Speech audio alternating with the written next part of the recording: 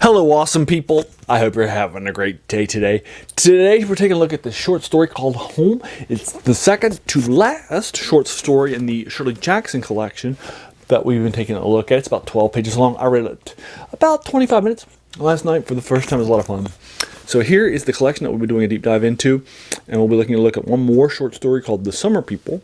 I keep my reviews spoiler-free, but the key concept happening here that you'll learn in the first couple of pages is that a city couple have moved to a small town, and they immediately say, we're country people now. We're not.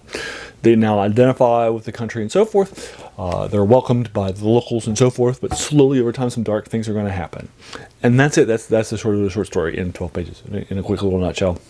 Synopsis that you might read at the back of a novel or if you're interested, and so forth. This is a definite horror short story.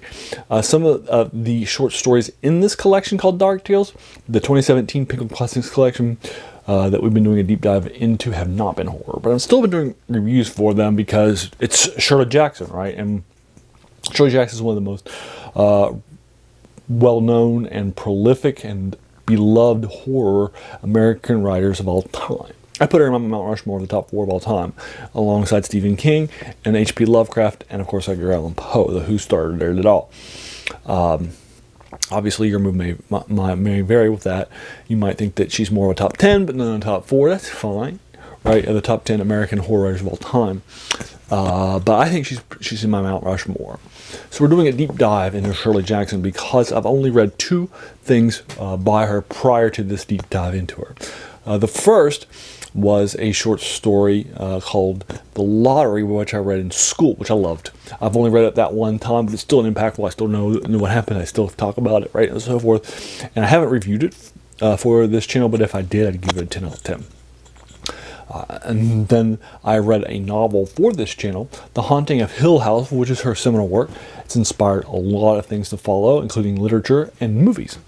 And I read that for this channel over spring break a couple of years ago, so I really enjoyed that. And I don't remember that review. I haven't gone back to look at it, but I probably would have given it an 8 out of 10. It's definitely a lot of fun stuff. So 8 and 10 are definitely some key things now you want to do a deeper dive into Shirley Jackson, right? Considering how beloved she was. So I picked up this collection. And a lot of short stories in here actually aren't in the horror genre, but I've still been doing reviews for them anyway because it's Shirley Jackson, right? And you know, I've done short stories that are by Robert E. Howard that aren't fantasy or horror that I review, or science fiction that I also review too, that aren't in those 3 genres, but that are still by Robert E. Howard because he's one of the most influential fantasy writers of all time with this Conan the Barbarian series. For example, there's a short story in his Solomon Kane series, also fantasy and horror aspects to it, that has a short story in it called Blue Flame of Vengeance, which is actually not in the fantasy genre or in the horror genres. That a lot of Solomon Kane stuff was written in. But I reviewed it, nobody pushed back on me. He was also an amateur boxer and did a lot of boxing stories, and again, nobody pushed back when I did reviews of about 5 of his boxer stories, because that's Robert E. Howard. Also, Stephen King has written some things that aren't in the horror genre too, even though he's a key influential horror writer.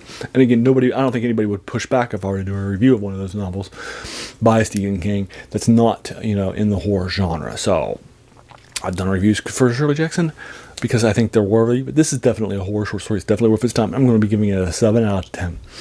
So there you are. I'll go ahead and leave you to it. Have you read Home by Shirley Jackson?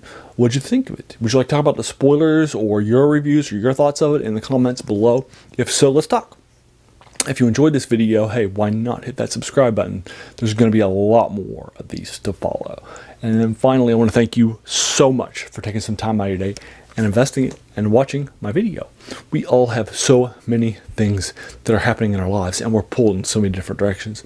So the fact that you spent this time with me is incredibly humbling, and I appreciate it. So thanks again, and have an amazing day.